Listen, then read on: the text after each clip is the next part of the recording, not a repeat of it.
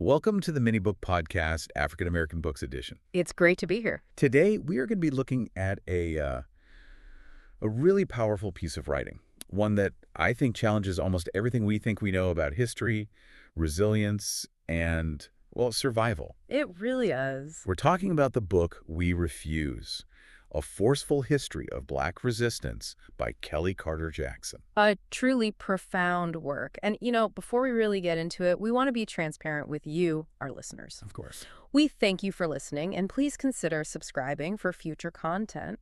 And we also need to state that the voices you're hearing are, in fact, generated by AI, but all the content comes straight from the book. That's right. And we feel this is a great way to learn about African American history. So after hearing this, we really encourage you to go out and purchase this book and support the author, Kellie Carter Jackson. Absolutely. Supporting the author is so important, especially with a text that offers such a fresh perspective. Yeah. And I want to jump right in because this book grabbed me from page one. It does that.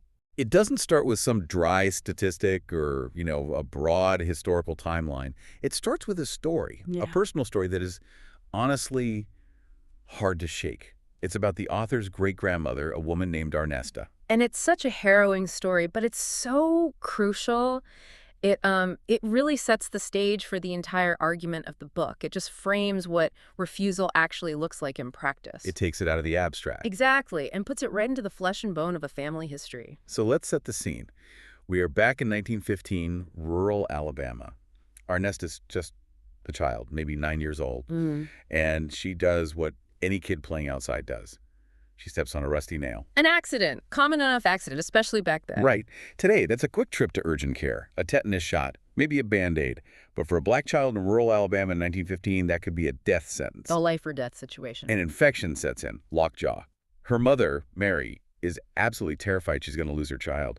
So in a panic, she takes Arnesta to the only doctor she can, a white doctor on the other side of town. And this is where the historical reality just hits you like a brick wall. The doctor doesn't just treat her.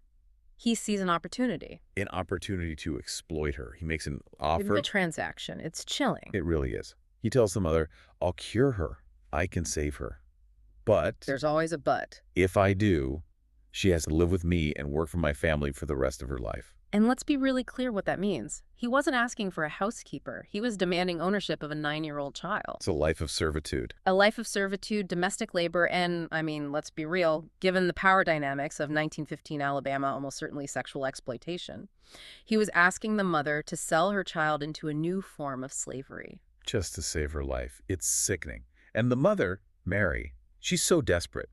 She actually agrees. She's ready to do it. But then her mother, Arnesta's grandmother, steps in. And this grandmother was a former enslaved woman. She had lived through it. She knew exactly what that offer meant. She understood the true cost of that kind of survival. So she just refused. She looked at that doctor, refused him, picked up the child, and took her home. She used every natural remedy she knew. Poultices, herbs, prayer, anything. And Arnesta survived. But the infection left its mark. For the rest of her life, she walked with a limp.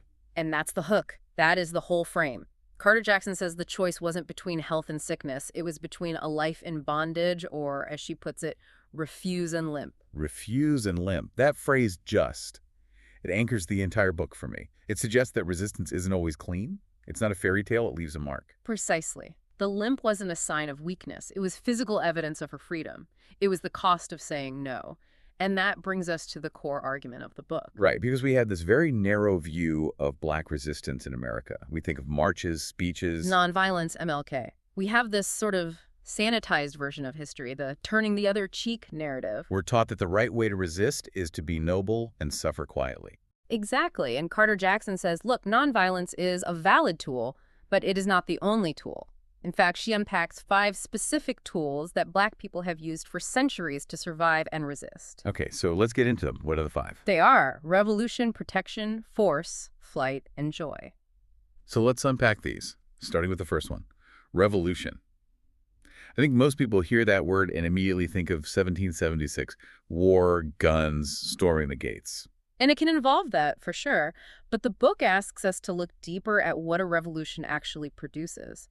A real revolution isn't just about violence, it's about structural change. And more specifically, it requires a concept she calls forfeiture. Forfeiture, that's a word you hear in like law or finance.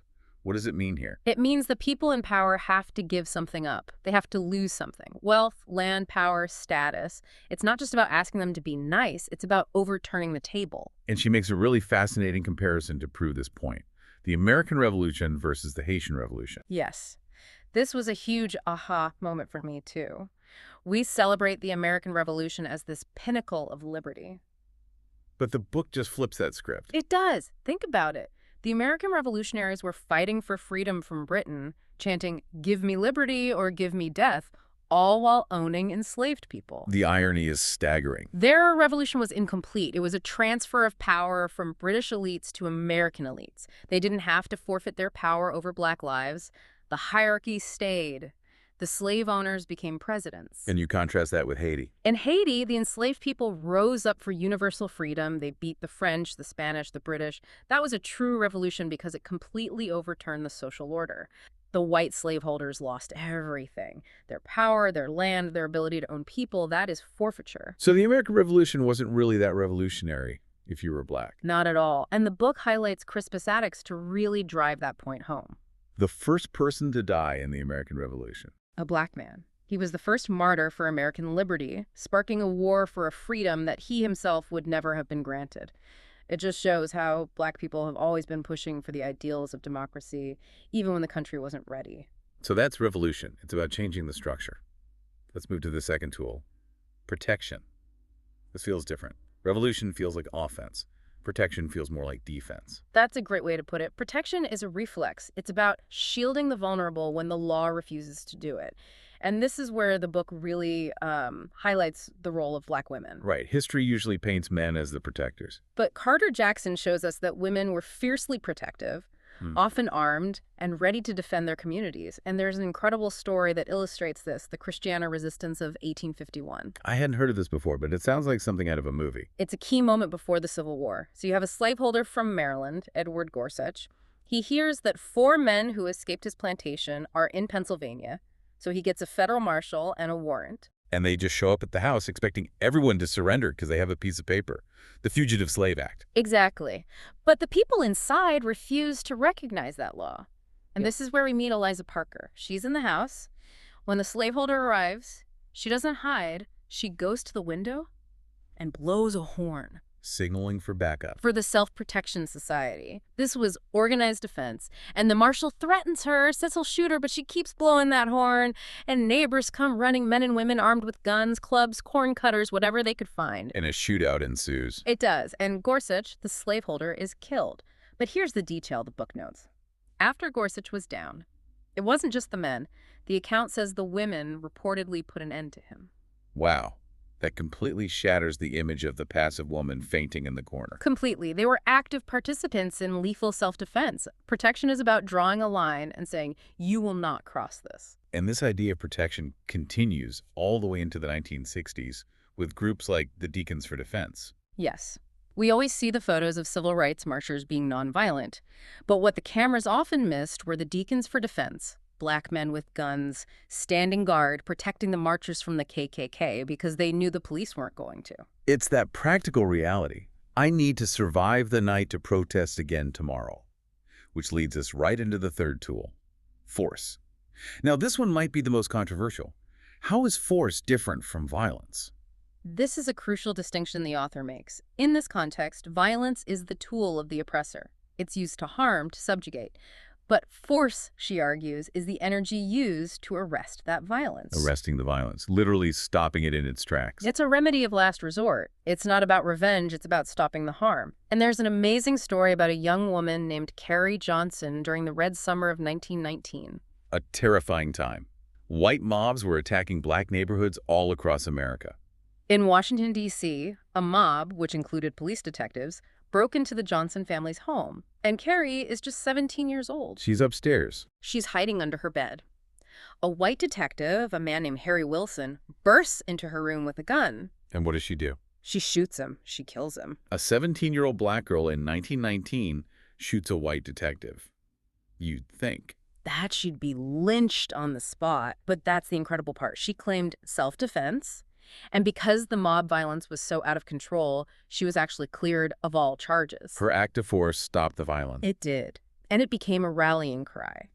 The book even mentions a poem by an 11-year-old girl celebrating Carrie as a hero. It also changes how we see famous civil rights icons, like Daisy Bates. Oh, absolutely. We see her as the poised mentor to the Little Rock Nine. Very nonviolent. But the reality was much grittier. Her home was constantly being attacked. The book reveals she didn't just pray. She sat on her porch with a .45 caliber pistol. She had guards. She was using force to protect those children so they could be nonviolent at school. And Mabel Williams, too. Yes, wife of Robert F. Williams. During protests to integrate swimming pools, she would drive the children with guns sitting right on the front seat of her car. She said, "I didn't pick it. I was in the car with the guns." So it's not force or nonviolence. It's force enabling nonviolence. Exactly. Which brings us to the fourth tool, flight. Now, running away is usually seen as cowardice. But Carter Jackson redefines it as enforcing choice. Enforcing choice. I like that. It's active. It is. It's removing your body and your labor from a place that wants to exploit it. It's a personal declaration of independence. So historically, you have the Underground Railroad. Yeah, it was permanent flight. But the book also talks about truancy. This is fascinating. Enslaved people would just leave for a few days, visit family, go to a secret party. Extremely risky. But it was a way of saying, you do not own all of my time. I am taking this back. It showed the master's control was not absolute. And on a huge scale, you have the Great Migration. Millions of black people leaving the South. It was a mass refusal of the Jim Crow system. They were saying, if you won't treat me right, you don't get to have me. And the book brings us right up to today with BBQ Becky. The viral video. A white woman calls the cops on a black family having a barbecue. How does that connect to flight? It's about the policing of space. She wanted them to flee.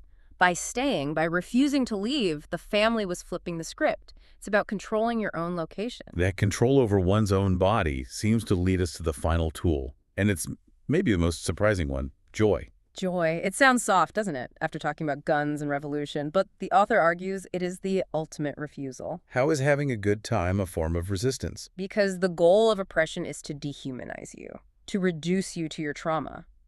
When you experience joy, when you dance, when you love, when you laugh, you are asserting your full humanity. You're proving your spirit hasn't been crushed. Precisely. Yeah. There's a beautiful story about an enslaved woman named Nancy Williams. She would risk a severe whipping to sneak out into the woods at night. Just to dance. Just to dance. Think about what that dance represented. For those few hours, she wasn't property. She was a woman in her own body feeling rhythm and happiness. That joy was a weapon. It replenished her spirit so she could survive the next day. Wow. The author has this quote that stuck with me. Racism is terrible, but blackness is not. That is the essence of it. Joy says, my culture, my life, my people have value and beauty independent of what you do to me. It's the one thing that can't be stolen. So we have these 5 tools: revolution, protection, force, flight, and joy. And the key is that they all work together. It's a toolkit, not a menu where you just pick one. As we wrap up, I just keep coming back to Ernesta and her limp. It's the image that stays with you for sure. At the end of the book, we come back to it. And we've learned that resistance is hard. It has costs. It does, and she recontextualizes that limp. It wasn't a sign of weakness. It was a scar of victory. That limp meant she wasn't a slave. It meant that every step she took, even if it was uneven, was a step she took as a free person. All because her grandmother had the courage to refuse the terms. To refuse and limp. It really forces us to rethink what courage looks like. Sometimes it's a gun, sometimes it's running away, sometimes it's dancing, and sometimes it's just saying no, even if it leaves you with a limp. What a way to close. This has been a fascinating look at We Refuse. It definitely reframes the history books. Truly eye-opening. And we want to remind you again, if you enjoyed this discussion, please consider subscribing to the podcast. It really helps us out. And please tell a friend. If you know someone who loves history, send this their way, and we want to hear from you. Suggest in the comments other books you'd like us to cover in future episodes. Absolutely. So go out, buy the book We Refuse by Kellie Carter Jackson. Support the author. And thank you for subscribing and listening. See you next time.